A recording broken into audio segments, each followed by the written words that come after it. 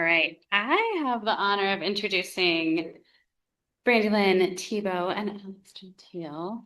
You can use your full name. I don't know why. They are the proud parents of an angel baby, Caleb, and his Earthside little brother, Rowan. After an emergency C-section, you're going to get to hear more about, they endured 3 days of a NICU journey across two hospital systems, and soon after received the devastating diagnosis and held their son as he was removed from life support. They're going to talk to us about their journey and about what we can do to serve others walking in these shoes. Okay, there. Hi, everyone. I'm Brandi. I'm Caleb's mom. And just a quick note that normally we're both pretty good off the cuff orators, but we are still very fresh in our grief. 2 years is not a very long time for those who have experienced child loss. And so that we can try to be efficient with our time and tell a story that took me 15 hours with my therapist to tell, that we're trying to condense into 15 minutes. We're going to really hide behind our script today and try to keep it together. So thanks for your grace around that. And I'm Alex. I'm Caleb's dad, and this is K Bear. He's weighted exactly the same weight that Caleb was when he was born. It's 3 pounds and 15 ounces. We're here today, obviously not as medical experts, but speaking through our lived experience, and parents of a baby who did not survive his time in the NICU. And one of the few things that makes our grief more survivable is the hope that we can make a difference for others because of what it is that we've experienced. So it truly means so much to be with you here today. We know that each of you has chosen to be here because you care deeply about improving the experience of families in the NICU, and we don't take that lightly. We're incredibly grateful for your presence and for the opportunity to share our story in a way that might help shape a better experience for the families who come after us. And while we are deeply grateful for the moments of kindness we experienced during Caleb's life across 2 different NICUs, there were so many moments where hospital protocol and how some of our providers handled our case that made the most traumatizing 3 days of our lives more difficult than they needed to be. And while we wish we had time to spotlight the incredible, amazing providers we encountered, the focus of our talk today will be on what could have made a big difference in our experience. So here goes. On Easter Sunday in March of 2024, after a very healthy and normal 32 weeks of my first pregnancy, I noticed decreased fetal movement. After some time monitoring, we decided to go to the hospital. We thought we were being overly cautious, maybe even a little paranoid. But within minutes of being on the monitor, a doctor walked in and said, "I'm not going to lie to you. It doesn't look good. I recommend we deliver him via C-section right now." So we were obviously shocked and afraid. An emergency C-section at 32 weeks was far from our birth plan, but the team reassured us. He'd be a preemie, sure, but at 32 weeks, we were told that if he was born without complications, we could expect a nearly 99% chance of survival at his gestational age. So we believed that. If I'm being honest, at that point in time, I was much more worried about Brandi than Caleb. I was wheeled away, and a short time later, Caleb was born, crying to our immense relief. The team congratulated us on becoming parents, told us that he looked good and had a high APGAR score. I got to hold him. We felt overwhelming pride and joy. We thought that we had intervened in time. We joyously sang him happy birthday. With reassurance that he just needed oxygen support, Caleb was taken to the NICU, where we thought he would be for the next 2 months until his lungs were strong enough. And Brandi was taken to recovery, a several-minute walk across the hospital from each other. And that's when I began to feel torn between being there for the 2 most important people in my life. Brandi had just had major abdominal surgery. She had lost a significant amount of blood in the procedure and was experiencing intense, uncontrollable shaking. It was very scary to witness. She told me to go spend time with him, but I didn't feel good leaving her in that condition. We were told we'd be kept updated on Caleb shortly and that he was as healthy as any other preemie, so I stayed with Brandi. But we never ended up getting that update. Not for hours. We kept asking. No one had answers. No one connected my care with his care. After asking multiple times for updates, I decided I would just go to the NICU myself. But I was told I couldn't see him until I could sit up on my own. I pushed my body through the drugs, the pain, the trauma, trying to make it work so I could see my son. We didn't know it then, but Caleb had a severe brain injury, likely from a stroke, that was rapidly progressing. Those may have been some of the most alert hours of his life. We'll never know if he even opened his eyes during that time. We were kept away from him for too long. As soon as I could feel my legs, I forced myself to sit and stand so they would let me see my son. And at the same time, we were being reassured over and over, 99% chance of survival. That was the refrain. But what we now know is that there are already signs of neurological injury, and that was never shared with us. We weren't just kept from our baby, we were kept from the full truth. Based on the NST I had before he was born, it was possible, if not likely, that he had a significant brain injury, but I was never made aware of that. And that meant we couldn't make fully informed decisions about his care. So when Brandi was finally able to visit him, we were told he was stable. We got to see our baby boy in his incubator, all connected to wires. We held his hand, Brandi fed him a syringe of breast milk, sang to him. But then we were told it was best not to touch him anymore or talk to him too loudly. We were encouraged to leave so that he wouldn't be overstimulated, which we understood. And so Brandi could get the medical care she needed back in our room. We were told to come back after a few hours, after getting some rest. We were told we would get to change his diaper, feed him, and hold him again the next day. We obliged and went back to our room, alight with the promise we believed the next day held. We couldn't sleep. We yearned to be near him, but we didn't want to go against guidance, so we stayed in our room. When we returned a few hours later the next morning, alarms were blaring. Staff were rushing in and out. We couldn't get answers. We were in absolute terror, not knowing if our son was going to live or die. We were told to come back once the situation was more under control. The staff needed space and the halls had to be clear. So, unable to do anything, we were ushered back to our room again. On the way, our escort, who was aware of the situation, trying to make small talk, asked us, "So, what do you two do for work?" The gap between what we were experiencing and how individuals were interacting with us at that time made us feel completely alone in our experience. And that just added to the terror that we were already feeling. We sat in our room, frozen, just waiting for more information. Caleb stabilized, and again, we were reassured 99% chance of survival. But then he developed a strange breathing pattern. So 28 hours after he was born, we were suddenly informed he needed to be transferred.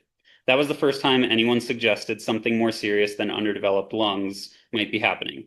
We were never given possibilities of what might be going on, just that he needed a better equipped NICU. Again, we were told to wait in our room so Brandi could be assessed first.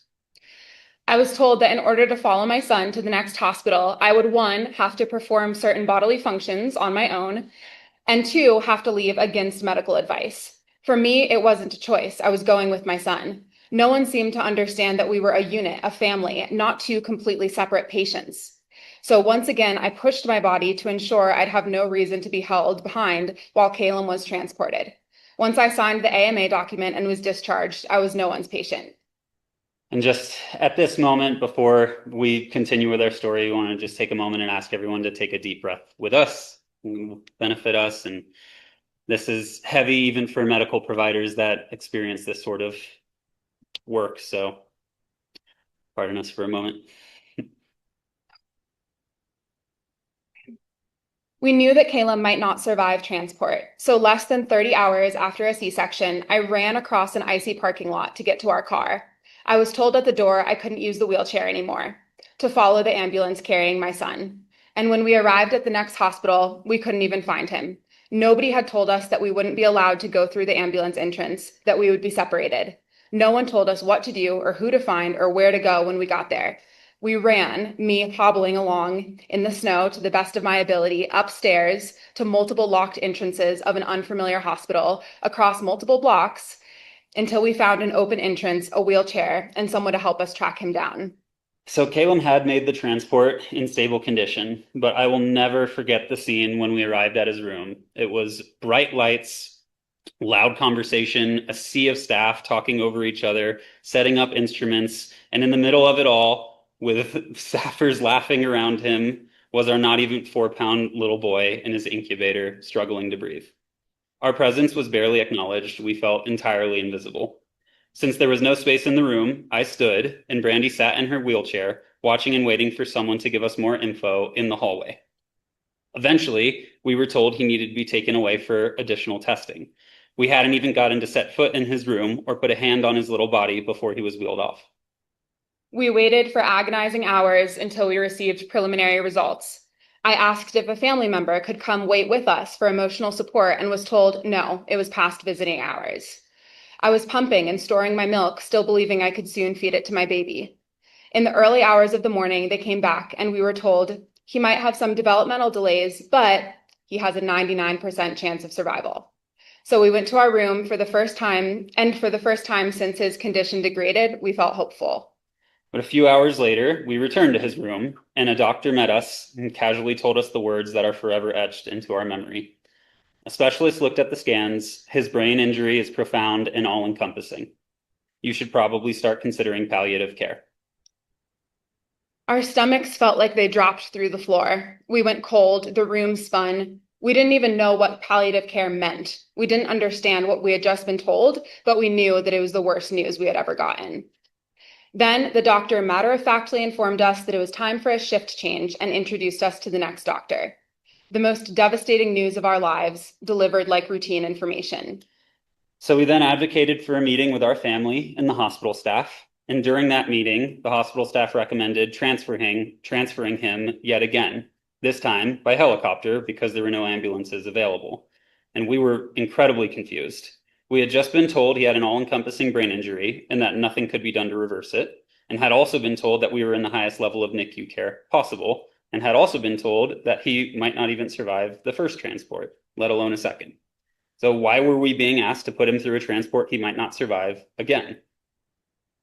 The only question we needed answered was, is there any chance of quality of life? If not, there was no reason to continue putting him through trauma. We were told only a neonatal neurologist could answer that, but that we couldn't speak to one without transferring hospitals because there wasn't one on staff available. So we asked, you can helicopter our baby across the city, but you can't get a neonatal neurologist on the phone for us. We still don't understand why we were being pushed to transfer hospitals when we were already told that there was nothing that could be done besides keeping him on life support and minimizing the ongoing seizures. The reality soon sank in that there was no chance for Caleb to have a humane or meaningful life. And so, not wanting him to suffer any longer, we made the most devastating decision of our lives to take him off life support that night. And as we were preparing for that earth-shattering moment, no one offered us any choices. How do you want this to look? How can we create memories? Do you want music, time outside together, a bed to comfortably hold him together, hospice support? We had no idea what options were even possible or available while he was still alive, and no one helped us think through what would happen or what to do after he passed away. Organizations like Love for Lily, who has partnered with that hospital and have trained professionals to support families through end-of-life care, were never called. Now I Lay Me Down to Sleep, which provides remembrance photography in these moments, was never offered. No support was brought in.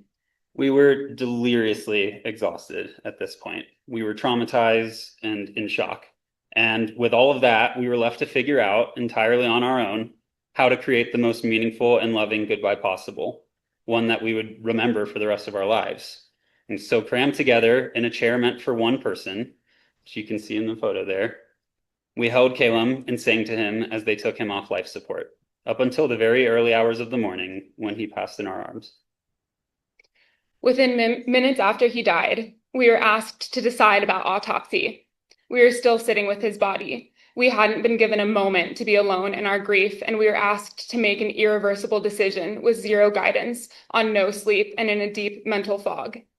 Then we were brought unceremoniously out of his NICU suite and into a windowless room and told that we couldn't leave that room until the body arrangement decisions had been made and a stack of paperwork was painstakingly filled out. And just hours after leaving the hospital, we received a text that our $200,000 hospital bill was ready. The next day, I called my boss to inform him my son had passed away and was told that regrettably my FMLA would no longer apply, and I was expected in work on Monday. He died Wednesday night. The time he was alive in the NICU counted as 3 of the 5 days I would receive for bereavement. When Caleb was born, we were not treated as a family that needed to be kept together. When we were gatekept from information, we were not treated as collaborators in his care. When we were asked casual questions, we were not being treated as people in the midst of acute trauma. In the noisy NICU full of bright lights and loud conversations, Caleb wasn't treated like a 2-day-old preemie whose environment needed to be protected. When we made the decision to take him off life support, Caleb wasn't treated as a human being on hospice, and we were not afforded options as parents about to watch our child die. And mere hours after he died, we were treated not as parents who watched their firstborn take their last breath, but as customers who owed a debt to the hospital. There were a few extraordinary providers along the way who showed us deep humanity. Maybe we can spotlight them next year. Let us know they felt every blow right along with us and told me that I did nothing wrong and nothing to deserve this, which were words that I desperately needed to hear. And they were the angels that helped us survive that nightmare, truly. But much of the treatment we experienced felt ill-equipped and, at worst, downright inhumane. So what do we wish had been different? First, bridge the gap between maternal and NICU care.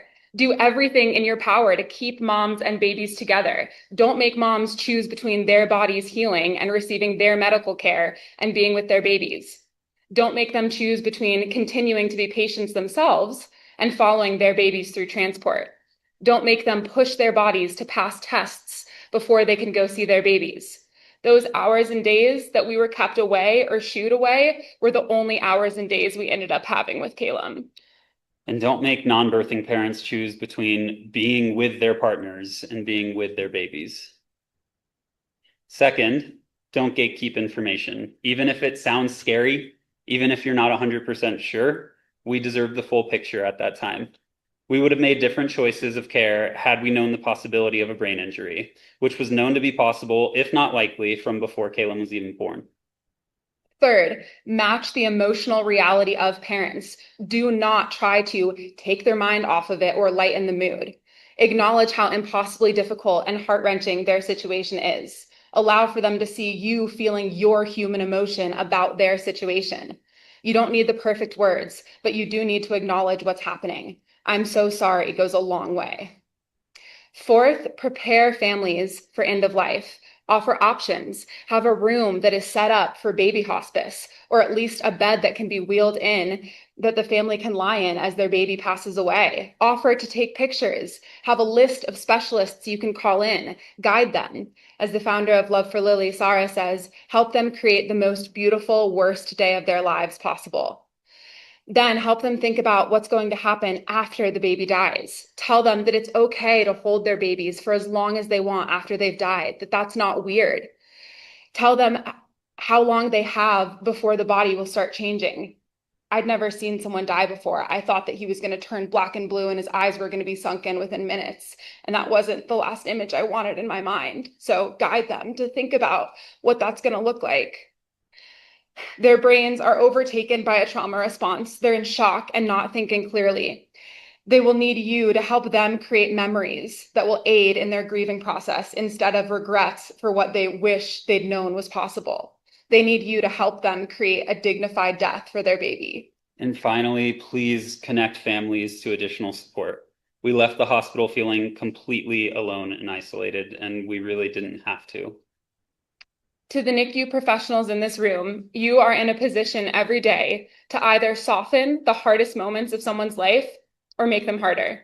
Just like we will be haunted by the carelessness with which certain junctures in our story were handled, we will similarly never forget the providers that were willing to be in our devastation with us. They were a spark of bright in a sea of dark.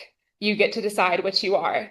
It may just be another day in the NICU for you, but it may be the day that will follow a family for the rest of their lives. And you have the power to make it slightly more survivable. So sincerely, thank you for listening. We know this is heavy, and for caring enough to be here, and for all the work that you do. Thank you.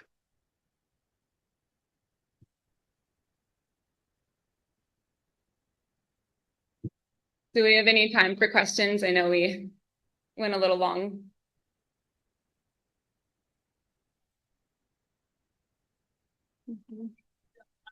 Yeah. Mm-hmm. Yeah, open. Right. Have any questions?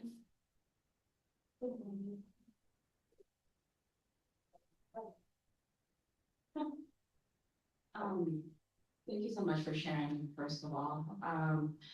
And the question I have is probably a very long one, as a new for all of this discourse, but we recently had a case where an infant passed away in our NICU, and standard procedure when we have a patient that's going to undergo autopsy is that they're left with their medical equipment on their body. So that includes like intubation equipment, leads, IVs, and that kind of thing. I'm wondering how that may have impacted how you guys felt about being with your baby during the time that you were able to stay with him. And if that was explained to you guys when you guys were asked about autopsy, I just don't know what's the best way to approach that with families. Yeah. Well, that wasn't explained to us when we were asked about autopsy. I will say in our scenario, at least, because we did make the decision to remove Caleb from life support, the intubation was removed. And so I do believe that his main line was removed as well. So there were only a few odds and ends still attached to him as we held him. I'm not certain that that would have made the difference for us in deciding whether or not to proceed with autopsy. The real stress of the situation came from the fact that, well, one, we hadn't slept for 3 days, and then all of a sudden, minutes after our baby passed away in our arms, we were asked, do you want your baby cut open for medical examination? And that image, that thought, was so far from what we could handle in that moment. And so we made the decision at that time, no, because we can't imagine that. Now, because we weren't explained exactly what that would contribute, we do have questions about what actually happened. We have a potential series of events that unfolded, and we think it was a stroke, but we'll never know. And so we do have some regrets And around having more answers would have been helpful for pregnancy after loss, because not knowing was such fuel to our anxiety. But like I said, we were under the impression that his body was going to start changing the way it looked very quickly. We didn't want that to be the last image in our mind. And we were told we couldn't leave the room until we made the decision about autopsy. So I couldn't even think straight. I just completely deferred to him. And in retrospect, if I'd been prepared for that was a decision we were going to have to make, I would have made a different decision. We would have consulted family. And we knew for 12 hours before we took him off life support that we were going to take him off life support exactly when. It's not like this was rushed. People had time to be able to prepare us, and no preparation was given. Thank you so much for sharing your story. It's unbelievably devastating and just hard to listen to. I'm a bedside nurse in the NICU at Children's, and I'm also a part of our palliative care committee of nurses, and would love to hear what would have been better for you at the bedside with nurses that would have made this experience more manageable, for lack of a better term. Yeah, well, we did have a wonderful bedside nurse for maybe the last 12, 18 hours of Caleb's life. She actually changed shifts about 3 hours before he passed away. But she was one of our primary angels throughout the process. She was like a life raft in a very dark sea. And so what really made the difference for us, which we kind of spoke to earlier with some of the folks here, was connecting with us on a human level, understanding that there are hospital protocols that need to be adhered to, and at the same time being willing to really go into the grief, be with us when there's nothing to say, but also relate to us not as a medical provider, but as another human. And just being willing to say, my heart is broken for you. She said, as a fellow mother, like I'm just in agony watching you all go through this. And that made such a huge difference. What would have made more of a difference is if somebody said, okay, you've made this decision. Let's talk about what that means. Like, let's go somewhere where the sounds of his machines aren't blaring in the background, alerting you to every time he's having a seizure. And let's sit here and talk about what you want his dying process to look like. Let's talk about what's going to happen. Let's talk about the choices you're going to be asked to make afterwards. And you all go get resourced and get prepared to be able to go into that journey. And yeah, additionally, I'd say it's not a one size fits all, right? Everyone experiences grief and trauma differently. I think what Shay touched on was humility in approaching each situation individually and acknowledging when maybe you don't have the capacity or the training to handle this level of grief and calling in a resource like Love for Lily, which that is what they do. They're available to guide families through their NICU experience, regardless of what that entails. And so, from a bedside perspective, being a human and connecting on that level, and also ensuring that the resources are available to move people through the logistics and the things that are kind of difficult to talk about.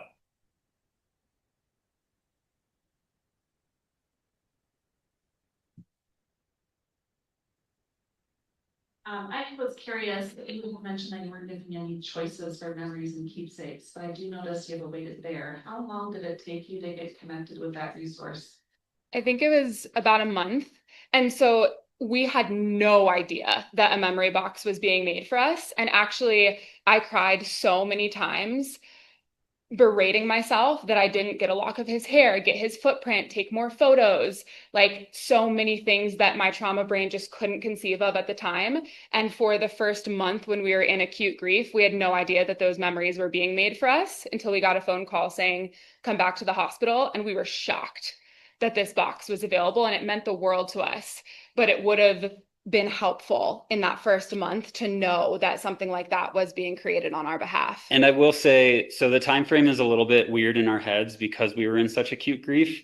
But this was actually a bear given to us by a family member, not by one of the grief resources, because the family acted so quickly and there was such a delay until we received the box that included a weighted bear. So we've actually received 3 weighted bears, but the one that we received from our family was within the first week. And so this has become our de facto K-bear. We're gonna do small groups. Okay. It takes so much bravery to share your story, and I'm so grateful